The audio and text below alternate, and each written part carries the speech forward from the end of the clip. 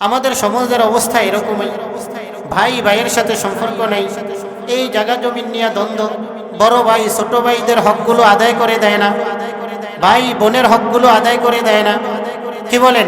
অনেক সময় যদি বোনেরা নিতে আসে, দেয়া দেয় যে তুমি যদি নেও ঠিক আছে নেও, সব বুঝে শুই না নেও, এরপর থেকে আমাদের বাড়ি আসার সুযোগ তোমাদের নাই, এই শেষ, যাও এই যে জায়গা জমি নিয়ে নিবা, এরপর আর এই বাড়ির আশেপাশেও আসবা। দিছে কিন্তু নিজের আখেরাত নষ্ট করে। হাদিসে রাসূলের মধ্যে আসছে যে কোনো ব্যক্তি যদি দুনিয়ার মধ্যে এক ভাইয়ের এক বিগত পরিমাণ সম্পদকে দখল করবে অন্যায়ভাবে, আল্লাহ তাআলা হাসরের মাঠে সাতবক জমিনকে মালা বানায়া ওই ব্যক্তির গলায় ঝুলাইয়া দিবেন। কি বলেন? হাসরের মাঠে এই জমির যদি মালিক হয়, উপকারে আসবে? আরো কষ্ট হবে না আসান হবে?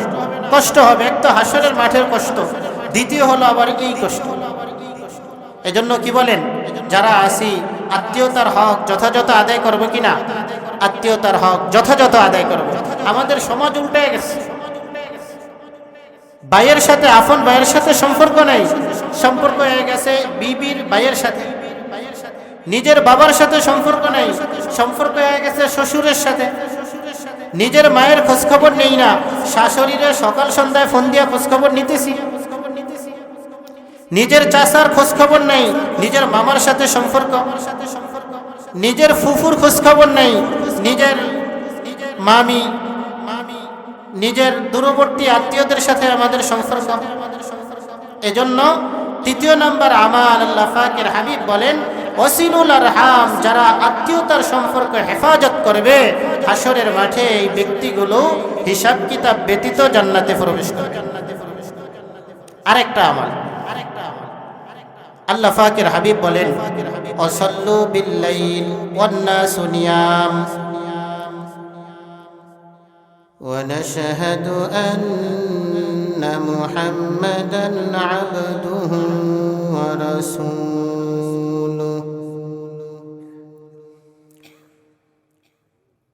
আরসালাহু বিল হাক্কি বাশীরান ওয়া নাযীরা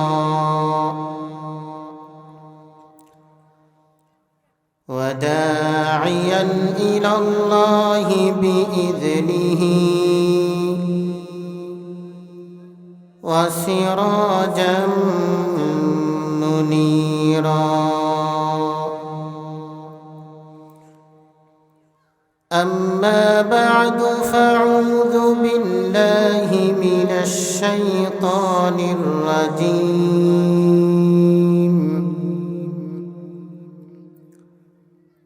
بسم الله الرحمن الرحيم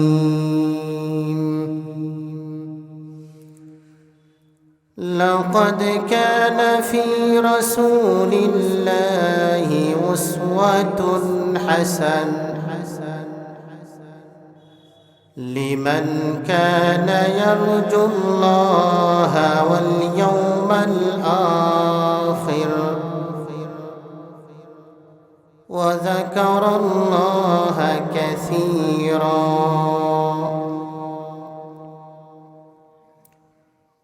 وقال رسول الله صلى الله عليه وسلم أفشوا السلام وأطعموا الطعام وصلوا الأرحام وصلوا بالليل والناس نيام تدخلوا الجنة بسلام أو كما قال عليه الصلاة والسلام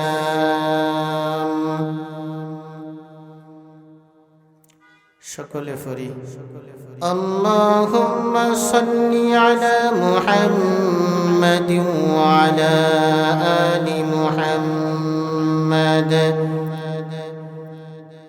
كما صليت على إبراهيم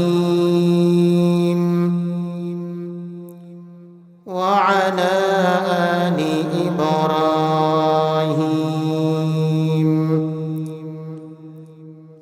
إنك حميد مجيد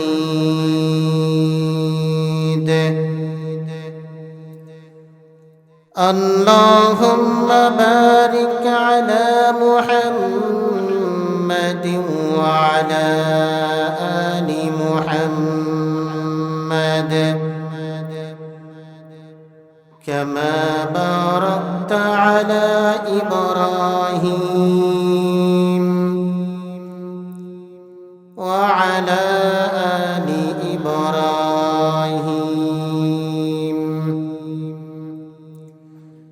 إنك حميد مجيد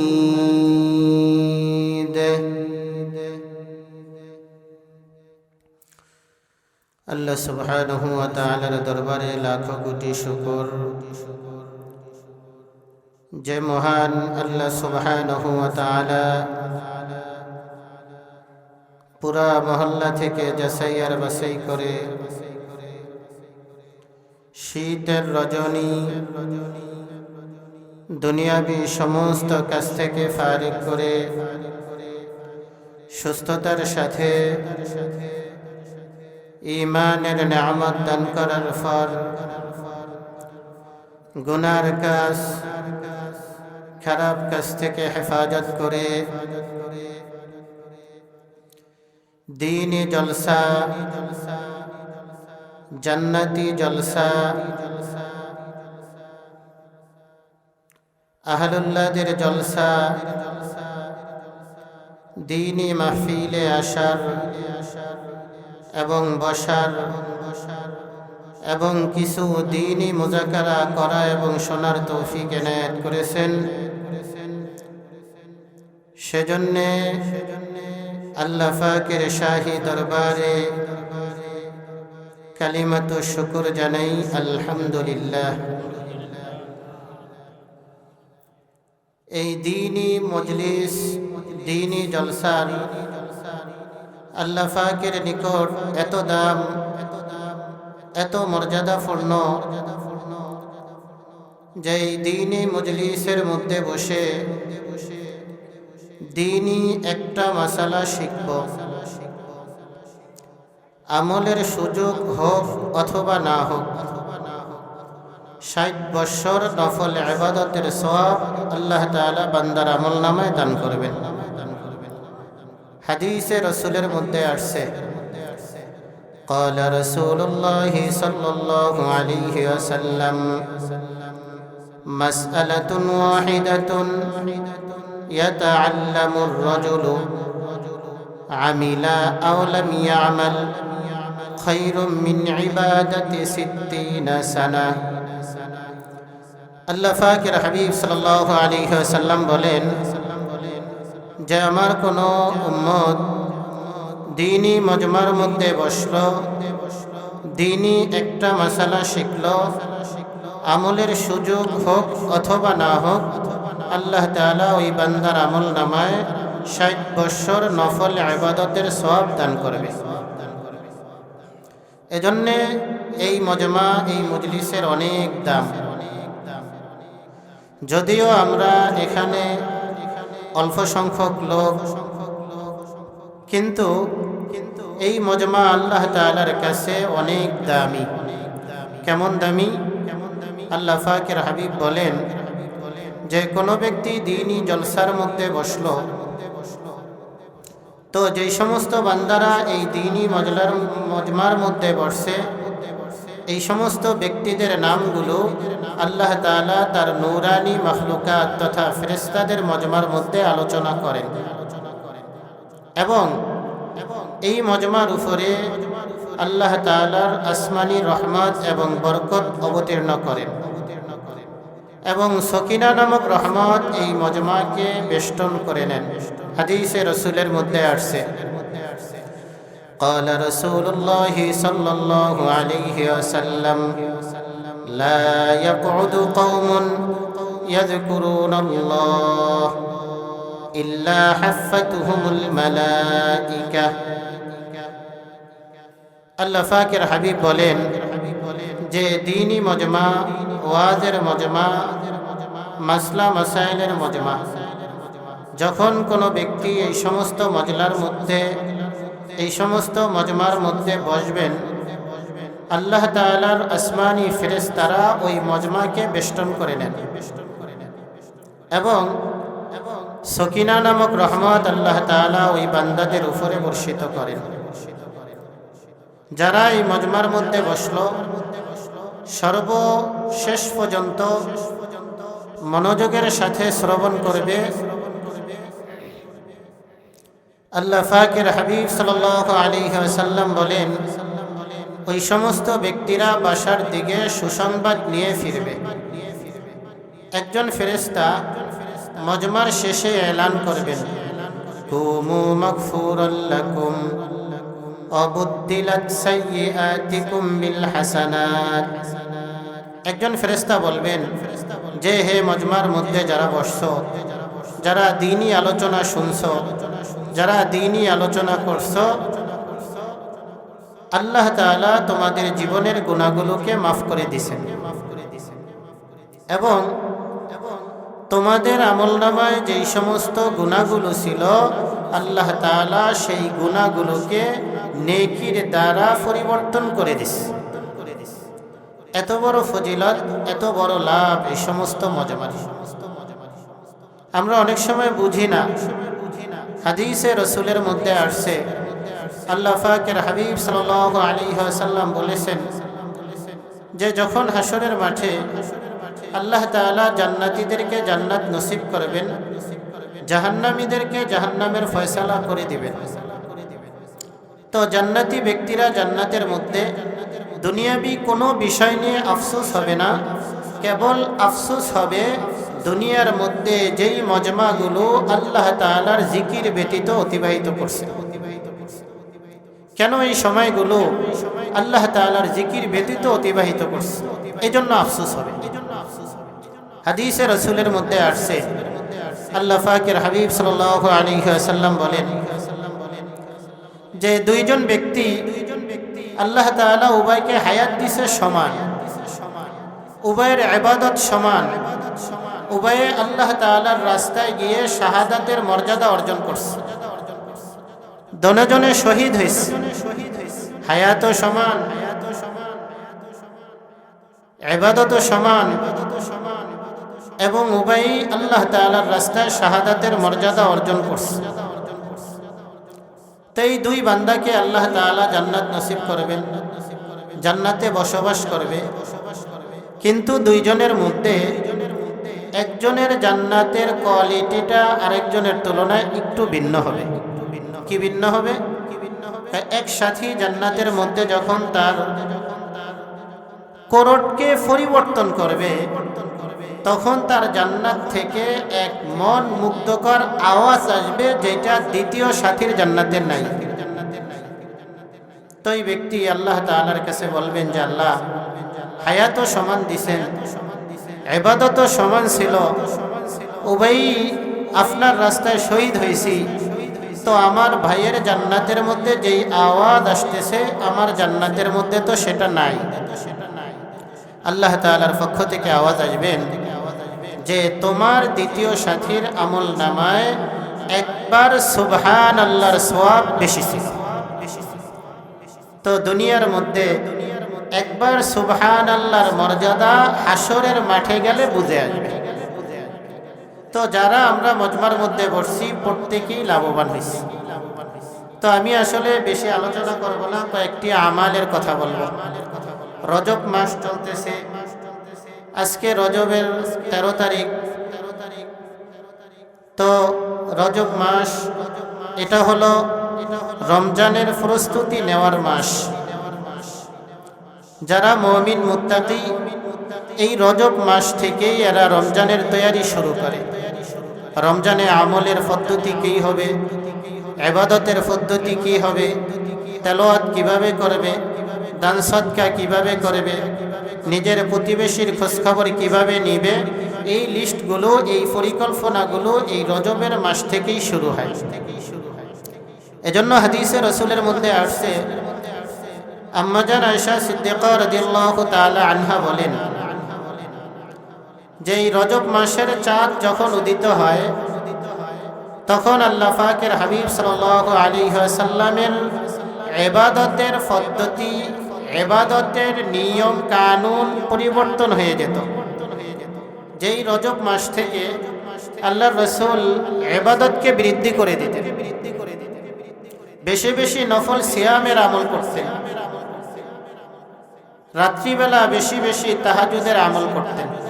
হাদিসে রাসূলের মধ্যে আসছে, قال رسول الله صلى الله عليه وسلم مرحبا للشتاء, আল্লাহ রাসূল বলেন শীতের সময়ের জন্য স্বাগতম, মোবারকবাদ। কেন? লাইলুহু তাওয়িলুন ইয়াকুমু ওয়া নাহারুহু কাসীরুন ইয়াসুমু, আল্লাহ রাসূল বলেন শীতের সময়ের রাত্রিগুলো খুব লম্বা লম্বা হয়। কি বলেন?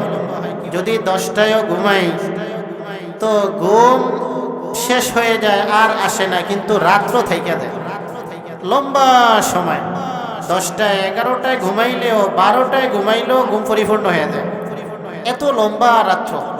তো আল্লাহ রাসূল বলেন এই শীতের রাত্রগুলো খুব লম্বা।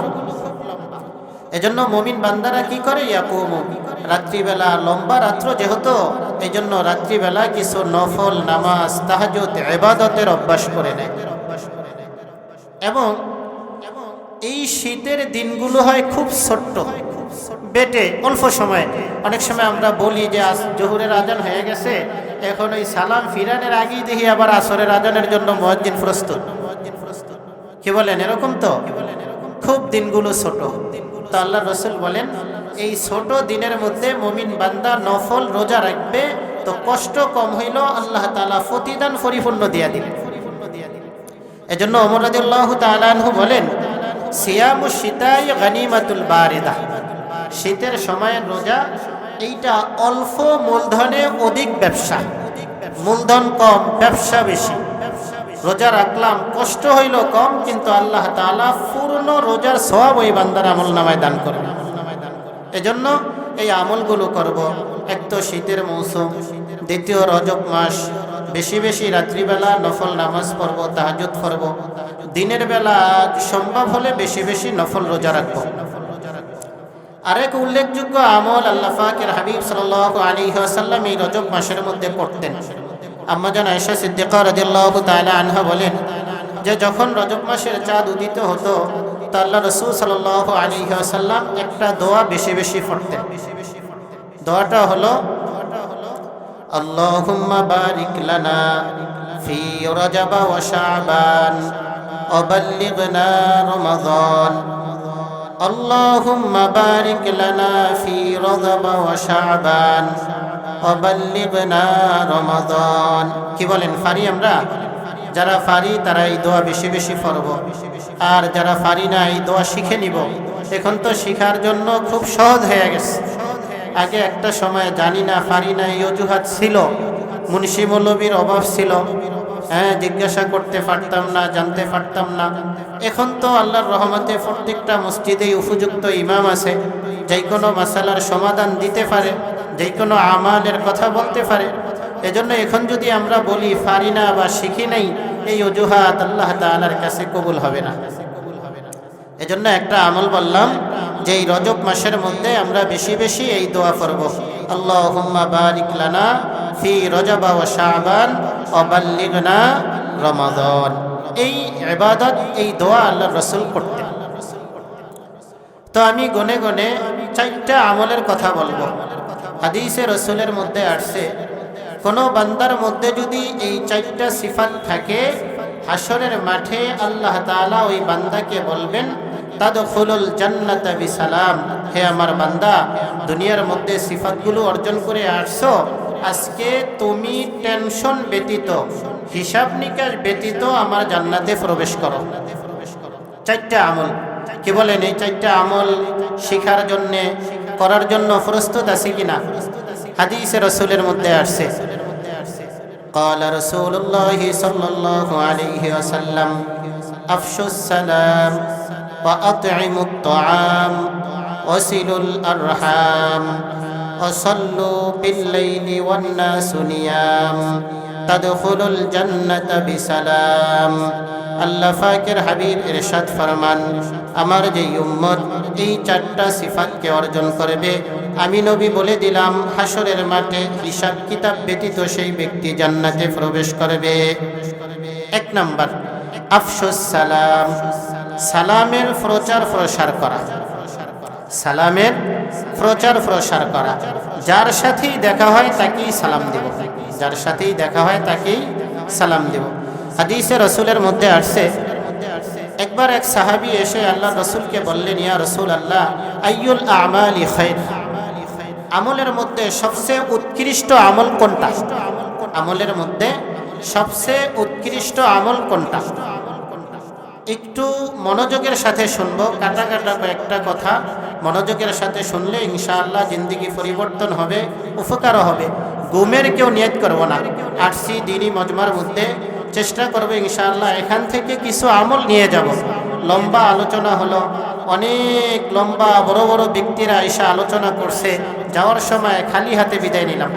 অনেক সময় হয় যে আজকে আমাদের মজমার মধ্যে অনেক বড় ব্যক্তি আলোচনা করছে, অনেক সুন্দর আলোচনা করছে। আচ্ছা মুরব্বী বলেন তো, অনেক সুন্দর আলোচনা তো করছে, কিন্তু আপনি কি নিয়ে আসছেন? আরো অনেক কিছু তো করছে, কিছুই আনতে পারিনি, সবই শেষ। এরকম যেন না হয়, কয়েকটা কথা নিয়ে যাব, আমল করব, আল্লাহ চাহে তো আমাদের জিন্দেগির মধ্যে পরিবর্তন আসবে ইনশাআল্লাহ। তো এই সাহাবী বললেন, আইয়ুল আমালি খায়র, হে আল্লাহ রাসূল, আমলের মধ্যে উত্তম আমল কোনটা আমাকে বলেন। আল্লাহ পাকের হাবিব সাল্লাল্লাহু আলাইহি ওয়াসাল্লাম বলেন, উত্তম আমল হলো তুমি সালাম দিবা মান আরাফতা ওয়া মান লাম তারিফ, যাকে তুমি চিনো তাকেও সালাম দাও, যাকে তুমি চিনো না তাকেও সালাম দাও।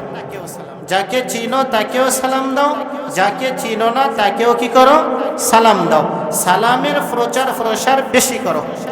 হাদিসে রসুলের মধ্যে আসছে, قال رسول الله صلى الله عليه وسلم من بدا بالسلام بريء من الكبر। আল্লাহ রসুল বলেন, যে ব্যক্তি প্রথম সালাম দিল, আল্লাহ তাআলা ওই ব্যক্তির অন্তরটাকে অহংকার অহমিকা থেকে পবিত্র করে দিবেন। কি বলেন? আমাদের মানুষের মেজাজ হলো আমি বড়, অমুকে কি, হ্যাঁ আমি একজন বেড়া, আমি লাখপতি, আমি কুঠিপতি, আমার বাড়ি বিল্ডিং, আমার ফ্যাটটা মোটা, আমি এই আমি সেই, এইগুলা নিয়েই গৌরব করা। আসলে গৌরব করার কিছুই নেই। কিতাবের মধ্যে লেখছেন, ইয়াজিদ ইবনে মুহাল্লাফ, উনি পৃথিবীর মধ্যে যত প্রতাপশালী বাদশা ছিলেন, এই বাদশাদের মধ্যে একজন ইয়াজিদ ইবনে মুহাল্লাফ। এই ইয়াজিদ ইবনে মুহাল্লাফ উনি একদিন রাস্তা দিয়ে যাইতেছিলেন কোথাও, তো যখন যাইতেছিলেন এক বুজুর্গ, এক আলেম, তো উনি যাইতেছিলেন, ওনার দিকে তেমন একটা ভ্রুক্ষেপ করেন না, বাঁকা চোখে তাকাইছে। তো বাদশা ডাকলেন, এদিকে আসো। গেলেন, আচ্ছা তুমি কি চিনো না আমি কে? হ্যাঁ আমি আপনাকে আপনার থেকেও ভালো চিনি। যখন বলছে আমি আপনাকে আপনার থেকেও ভালো চিনছি, তখন বাদশার মেজাজ একটু কি হয়ে গেছে, আরে মিয়া তুমি তো এই কথা বলতে পারো যে আপনারে চিনি, কিন্তু তুমি কেমনে উত্তর দিলা যে আপনার থেকেও আমি আপনাকে ভালো চিনি? তো তখনকার বাদশা এরা আসলে বেয়াদব ছিল না, আদবওয়ালা ছিল। তো বললেন, আচ্ছা তুমি আমাকে আমার থেকে ভালো চিনো কিভাবে? তো উনি বলতেছিলেন যে বাদশা, একটা সময় তো আপনি নাফাক দুর্গন্ধ, এক অপদস্থ নাফাক পানির ফোঁটা ছিলেন, বাবার পিঠে ছিলেন, সেই বাবার পিঠ থেকে মায়ের রেহেমে আসছেন, এমন দুর্গন্ধ, এমন ফচা নাফাক পানি, যেটা বের হওয়ার দ্বারা ওযু করলেও পবিত্রতা হয় না, গোসলের প্রয়োজন হয়। আপনার বাস্তবতা তো ছিল এক ফোঁটা নাফাক দুর্গন্ধ পানি মাত্র। এর থেকেই তো আপনার সৃষ্টি। কি বলেন? আমাদের সকলের সৃষ্টি তো এর থেকেই। প্রত্যেকেই মা বাবার মাধ্যমেই তো দুনিয়াতে আসছি, মা বাবা ছাড়া তো কেউ আসতে পারি নাই। তো প্রত্যেকের হাকিকত এটাই ছিল। এরপরে যখন কিছুদিন দুনিয়ার মধ্যে বসবাস করতেছি, তো আমাদের অবস্থা হলো কি, পেশাব পায়খানার থলি নিয়ে কয়েকদিন দুনিয়াতে ঘুরি। কি বলেন? পেশাব পায়খানার থলির থেকে আর বড় কিছু আসেনি। একদিন যদি টয়লেট না হয়, আল্লাহ হেফাজত করুক, যদি বায়ু বের হয়, মজমাই নষ্ট। একদিন যদি দাঁতটা না মাজি, মেসওয়াক করার সুযোগ হয় না, ব্রাশ করতে পারি নাই, কি বলেন, আমার সাথে মানুষ কথা বলবে এমন পরিস্থিতি থাকেনি, থাকে না। তাইলে আমাদের পুরা দেহটা দুর্গন্ধ দিয়া ভরপুর। কিছুদিন এই পেশাব পায়খানা নাফাকি নিয়ে ঘোরাফেরা করে, এরপরে হায়াত যখন শেষ হয়, দুনিয়ার থেকে বিদায় নিই, তখনও আবার এই দুনিয়ার থেকে বিদায় নিলাম, লোক চেষ্টা করে যত দ্রুত সম্ভব এই লোকটাকে কি করে দেই, দাফন করে দেই। কেন? লম্বা সময় থাকলে পচবে, ফেটে যাবে, দুর্গন্ধ ছড়াইবে। তো আমাদের হাকিকত তো এটাই। কি বলে? এইগুলোই তো আমাদের গৌরবের বিষয়। তো আল্লাহ পাকের হাবিব সাল্লাল্লাহু আলাইহি ওয়াসাল্লাম বললেন, যেই ব্যক্তি প্রথমে সালাম দিবে ওই ব্যক্তিকে আল্লাহ তাআলা অহংকার অহমিকা থেকে মুক্ত করবে। কি বলেন? আমরা প্রত্যেকে চাই তো এই সমস্ত বদ সিফাত, এই সমস্ত বদ থেকে, খারাপি থেকে পবিত্র হতে। এজন্য আমরা আজকে ওয়াদা করব ইনশাআল্লাহ, যার সাথে দেখা হয় সর্বপ্রথম আমি সালাম দেব। কি বলেন? নিয়ত করতে পারি ইনশাআল্লাহ যে আজ থেকে আমি প্রথমে সালাম দেব। আচ্ছা, সালাম দিলে লাভ কি? হাদিসে রসুলের মধ্যে আসছে, একজন সাহাবী আল্লাহ রসুল সাল্লাল্লাহু আলাইহি ওয়াসাল্লামের দরবারে আসছেন। আয়েশা আল্লাহর রসুলকে ওই ব্যক্তি বললেন, আসসালামু আলাইকুম ইয়া রাসূলুল্লাহ, হে আল্লাহর রসুল, আমি আপনার জন্য দোয়া করলাম যে আল্লাহ তাআলা আপনার উপরে তার বিশেষ রহমত কি করে, নাজিল করে, অবতীর্ণ করে। কত সুন্দর দোয়া না? তো আল্লাহর রসুল বললেন, লাকা আশার, এর জন্য 10, আল্লাহ তাআলা এর আমল নামায় 10টা নেকি লিখে দিয়েছেন। দ্বিতীয় একজন আসছেন, উনি বললেন, আসসালামু আলাইকুম ওয়া রাহমাতুল্লাহ, একটু বাড়াইছেন। আল্লাহর রসুল বললেন, তার জন্য 20। আরেকজন আসছেন, উনি বললেন, আসসালামু আলাইকুম ওয়া রাহমাতুল্লাহি ওয়া বারাকাতুহু। আল্লাহর রসুল বললেন, তার জন্য 30। তো হাদিসের মধ্যে এই পর্যন্ত আছে, আসসালামু আলাইকুম ওয়া রাহমাতুল্লাহি ওয়া বারাকাতুহু। এর থেকে বাড়ায় অনেক সময় বলি, কিন্তু এটা হাদিসে নাই। হাদিসে রসুলের দ্বারা এতটুকু। হ্যাঁ, কিছু কিতাবের মধ্যে ও মাগফিরাতুহু এতটুকু বৃদ্ধি আছে, কিন্তু হাদিসের মধ্যে কিছু কিলোকাল আছে। পরিপূর্ণ সালাম হলো আসসালামু আলাইকুম ওয়া রাহমাতুল্লাহি ওয়া বারাকাতুহু। আগে সালাম দিব। হাদিসে রসুলের মধ্যে আসছে, একবার আল্লাহ রসুল সাল্লাল্লাহু আলাইহি ওয়াসাল্লাম ছোট ছোট কিছু বাচ্চারা খেলাধুলা করতেছেন, এর ফায়দে আল্লাহ রসুল যাইতেছিলেন, আল্লাহ রসুল এদেরকে সালাম দিলেন। হাদিসের মধ্যে আসছে, মাররা রাসূলুল্লাহি সাল্লাল্লাহু আলাইহি ওয়াসাল্লাম আলা গিলমান, আল্লাহ পাকের হাবিব একবার ছোট ছোট বাচ্চাদের ফায়দে অতিবাহিত হইতেছিলেন। ফাসাল্লাম, আল্লাহ রসুল ওই ছোট ছোট বাচ্চাদেরকে সালাম দিলেন। সাহাবায়ে কেরাম বললেন, ইয়া রাসূলুল্লাহ, আপনি এত বড় নবী, এত বড় মানুষ, সর্বপ্রথম জান্নাত আল্লাহ তাআলা উদ্বোধন করবে আপনার মাধ্যমে, সর্বপ্রথম জান্নাতের তালা আপনিই খুলবেন, আল্লাহ তাআলা আপনাকে মাকামে মাহমুদ দান করবেন, এত বড় নবী, কিন্তু আপনি এই ছোট ছোট বাচ্চাদেরকে সালাম দিছেন। আল্লাহ রসুল বললেন কি, যে আমি তো আসলেই বড়। কি বলেন? আল্লাহ রসুল বড় ছিল নি? আসলেই বড় ছিল। আল্লাহ রসুল বলেন, আমি তো আসলেই বড়, কিন্তু আমি যদি এদের পাশ দিয়ে অতিবাহিত হই আর আমি মনে মনে ভাবি যে আমি তো বড়, এরা আমারে সালাম দিবে, আমি কেন এদেরকে সালাম দিব, তখন আমার মধ্যে অহংকার চলে আসতে পারে। এই জন্য আমি অহংকারের রাস্তাটাকে বন্ধ করে দিচ্ছি। কেমন নবীর উম্মত দেখছেন? এত বড় নবী, তারপরেও অহংকার এসে যায়, এই ভয়ে আল্লাহ রসুল ছোট ছোট বাচ্চাদেরকে কি দিতেছেন? সালাম দিতেছেন। কিন্তু আমাদের মধ্যে এই অভ্যাস নাই। আমরা মনে করি, হে আমার চুলদারি সাদা হয়ে গেছে, আমি আরে কেন সালাম দিব, সে তো আমাকে দিবে। আমি মসজিদের সভাপতি, আমি কেন সালাম দেব, আমাকে তো সালাম দিবে। আমি সমাজের সম্ভ্রান্ত মানুষ, আমি কেন সালাম দেব, আমাকে সালাম দেবে। কি বলেন, এই মেজাজ আমাদের মধ্যে আছে কি না? আমাদের মধ্যে এই মেজাজ আছে, অথচ আল্লাহর রসুল আগে সালাম দেন। এজন্য একটা আমল, 1 নাম্বার আফসুস সালাম, সালামের প্রচার প্রসার করব। কি বলেন, ইনশাআল্লাহ পারবো তো? 2 নাম্বার আমল, আল্লাহ পাকের হাবিব সাল্লাল্লাহু আলাইহি ওয়াসাল্লাম বলেন, ওয়া আতঈমুত তাআম, যারা মানুষকে খাবার খাওয়ায়, মেহমানদারি করে। কি বলেন, এই প্রচলন প্রথা আসেনি? আগে একটা সময় ছিল, মেহমান আসলে মেহমানদারির ব্যবস্থা ছিল না, কিন্তু আসলে খুশি হইত। ঘরে উপস্থিত খাবার নাই, মেহমানদারির আসবাবপত্র নাই, কিন্তু মেহমান আসছে খুব খুশি, বসেন, সবকিছু ব্যবস্থা করি।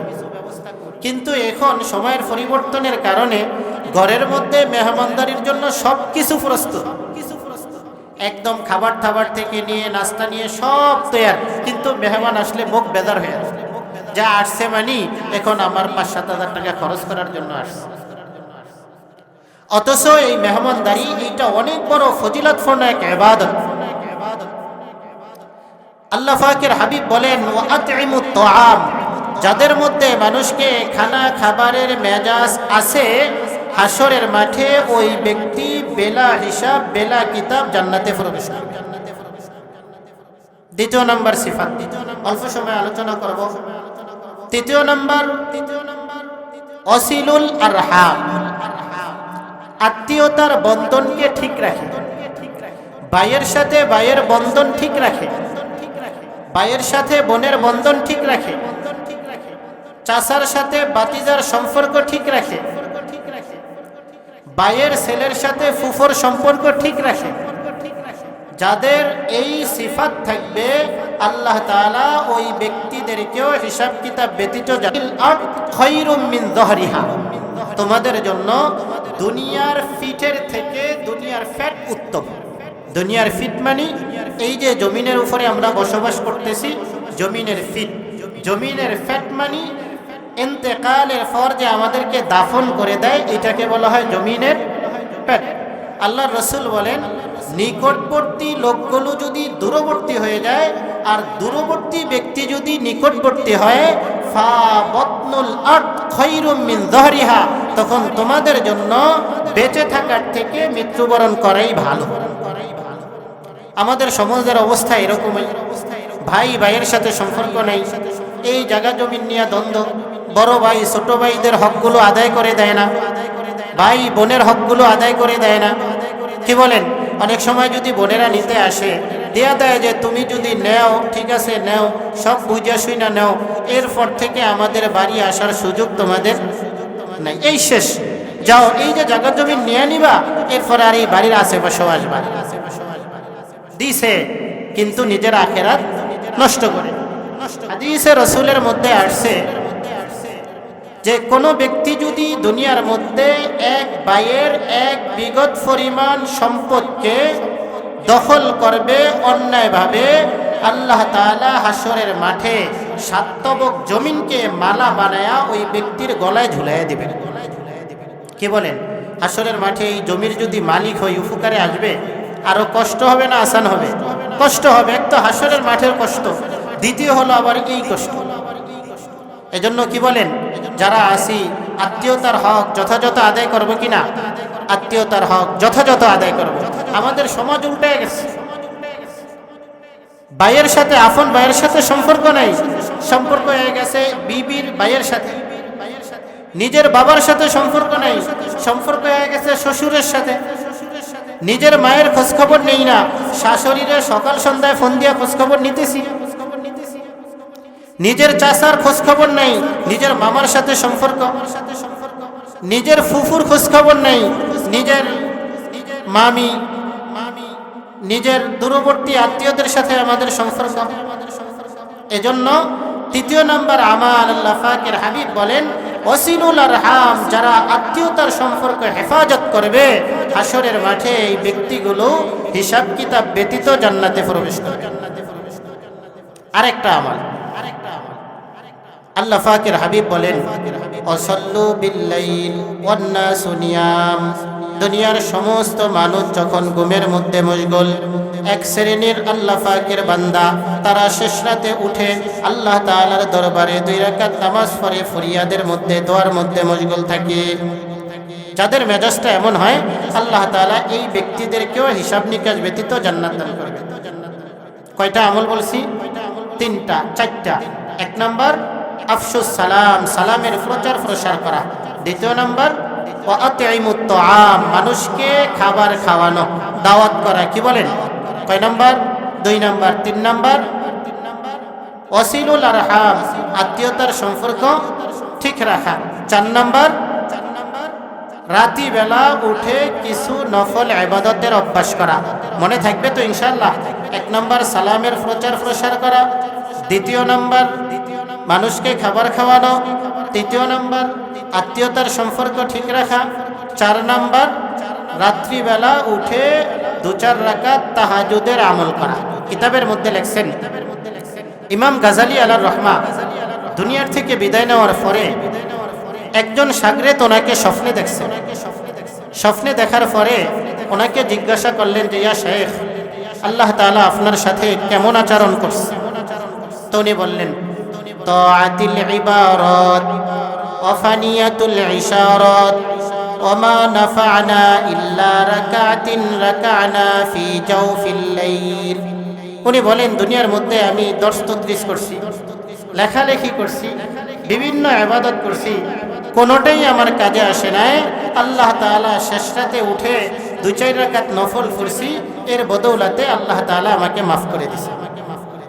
কি বলেন? তাহাজ্জুদের আমল, তাহাজ্জুদের আমল শেষ রাতে পড়ে। কি বলেন? আমরা অনেকে পড়ি তো, জানি তো ইনশাআল্লাহ, আমল করার চেষ্টা করব তো ইনশাআল্লাহ। এই 4টা আমলের কথা বলছি। 1 নাম্বার সালাম দেওয়া, 2 নাম্বার মানুষকে খাবার খাওয়ানো, 3 নাম্বার আত্মীয়তার বন্ধন ঠিক রাখা, 4 নাম্বার শেষ রাতে উঠে 2-4 রাকাত তাহাজ্জুদের আমল করা। এই 4টা আমল বলছি। আরেকটা আমল হলো রজব মাসের মধ্যে রাত্রিবেলা বেশি বেশি নফল ইবাদত করব, দিনের বেলা বেশি বেশি নফল সিয়ামের আমল করব। তৃতীয়ত আল্লাহর রাসূল এই রজব মাসে দোয়া পড়তেন, আল্লাহুম্মা বারিক লানা ফি রজব ওয়া শাবান ওয়া বাল্লিগনা রমাদান। ঠিক আছে ইনশাআল্লাহ? আর এই যে এত সুন্দর মজমা, এই মজমা আমরা পেয়েছি আপনাদের এই মহল্লার সন্তান, আপনাদের কারো ছেলে, কারো ভাই, কারো বড় ভাই, ছোট ভাই, কারো বাতিজা। কি বলেন? এখানে একটা নতুন প্রতিষ্ঠান করছে, আমরা সকলে জানি তো ইনশাআল্লাহ? সকলে জানি এখানে নতুন একটা মাদ্রাসা, নতুন এক মাদ্রাসা হয়েছে। এই মাদ্রাসার সাথে আমরা লেগে থাকব। এই মাদ্রাসার সাথে লেগে থাকলেই লাভ। এই মাদ্রাসায় নিজের বাচ্চা কাচ্চা দিব। হ্যাঁ, বাচ্চা কাচ্চাদের পড়াশোনার জন্য উপযুক্ত এখন পর্যন্ত পরিবেশ হয় না। কিভাবে সুন্দর পরিবেশ হয়, এজন্য সাহায্য সহযোগিতা করব তো ইনশাআল্লাহ। তকি ওসমানী সাহেব তার এক কিতাবের মধ্যে লিখেছেন, পাকিস্তানের মধ্যে এক পাঠান একটা মাদ্রাসা দিচ্ছে। তো পাঠানের অবস্থান ছিল নিজের খরচে প্রতিষ্ঠান করছেন, বাসা থেকে খাবার রান্না করে মাথায় করে ছাত্রদের জন্য নিয়ে আসতেন। নিজের বিবি রান্না করতেন, নিজে খাবারগুলো মাথায় করে এনে ছাত্রদেরকে কি করতেন? খাওয়াইতেন। তো পাঠান এরা অন্যান্য ব্যক্তিদের তুলনায় কি বলেন একটু সুঠাম দেহের অধিকারী হয় কিনা, একটু বড় সড়ো হয় কিনা। এজন্য ছোট ছোট বাচ্চা তো ওরা পাঠানকে দেখলেই ওরা বলতো যে হামারা বয়েল আর রহা হয়, আমাদের বড় ষাঁড় গরুটা কি করতেছে? আসতেছে। এক তো শরীর বড়, বড় কদের মানুষ, স্বাস্থ্য সুস্থ বড়। এই জন্য এই ছোট ছোট ছাত্ররা কি হিসাবে সম্বোধন করতেন? বলদ গরু হিসাবে সম্বোধন করতেন। বলদ গরু, একটু শরীর স্বাস্থ্য ভালো, গোশও বেশি। তো ওরা উর্দু ভাষায় বলতেন যে হামারা বয়েল আর রহা হয়। তো একদিন এই পাঠান খাবার নিয়ে আসতেছেন, তো দেখলেন একজন ছাত্র একজনকে বলতেছে যে হামারা বয়েল আর রহা হয়, হামারা বয়েল আর রহা হয়। তো পাঠানের কানে আওয়াজ গেছে। তো পাঠান একটু কষ্ট পেয়েছেন, কিরে নিজের খরচে প্রতিষ্ঠান করলাম, খাবার দাবারের ব্যবস্থা বিবি রান্নাবান্না করে আমি মাথায় করে নিয়ে আসলাম, এরপরও ছাত্রদের মুখে এরকম আওয়াজ। এজন্য পাঠান অনেক কষ্ট পেয়েছেন। তো বাসায় যাওয়ার পরে মনটা খারাপ, মনে মনে ভাবতেছেন যাদের জন্য এই পরিশ্রমগুলো করি এরাই যেহেতু এই সমস্ত কথা বলে, যা প্রতিষ্ঠান কি করে দিব, বন্ধ করে দিব। তো এই মন খারাপ এই অবস্থা নিয়ে ঘুমায় গেছে। তো রাত্রিবেলা স্বপ্নে দেখতেছেন হাসরের মাঠ কায়েম হয়ে গেছে, ফুলসিরাতের ফারে দাঁড়ানো। তো উনি ফুলসিরাতের ফারে দাঁড়িয়ে আছেন, ছোট ছোট বাচ্চাগুলো এই পুলসিরাত থেকে একবার এই পাশে যায় একবার ওই পাশে যায়। কি বলেন, ছোট ছোট বাচ্চা খুব দুষ্টামি করে, আমাদের মহল্লার মধ্যেও তো আমরা দেখি। তো পাঠান দেখতেছেন এই ছোট ছোট বাচ্চাগুলো পুলসিরাত পার হইতেছে যাইতেছে, কিন্তু পাঠানের যাওয়ার মতো কি নেই, হিম্মত নাই, উনি যাইতে পারতেছেন। তো এই ছোট ছোট বাচ্চাগুলো যখন পুলসিরাত পার হয়ে গেছেন, পিছন থেকে একজনে ডাক দিছে, এ ভাই রোকো রোকো রোকো, ওই যে দেখো ভাই দেখো হামারা বয়েল তো রহ গিয়া, চলো লেকে আও। ওই যে দেখো ভাই পুলসিরাতের ওই প্রান্তে তো আমাদের ওই যে বলদ গরুটার রোল রয়ে গেছে, আসো আমরা যাই কি করি, নিয়ে আস। তো এই ছোট ছোট বাচ্চারা যায় হাতে ধরে নিয়ে আসছে। এই সাথে সাথে পাঠানের ঘুম পাচ্ছে। উনি ভাবলেন যে না, আসলে এই প্রতিষ্ঠান তো বন্ধ করার জন্য না, এই প্রতিষ্ঠান হলো দ্বীনি তলিবুল ইলমের খেদমত করার জন্য। তারা যাই বলুক আমি এই প্রতিষ্ঠানের সাথে লেগে থাকি। এজন্য নিজের মুক্তির সবচেয়ে বড় মাধ্যম হলো এই সমস্ত দ্বীনি প্রতিষ্ঠানে নিজেকে লাগিয়ে রাখা। হাদিসে রাসূলের মধ্যে আসছে, আমি কথা শেষ করে দিব।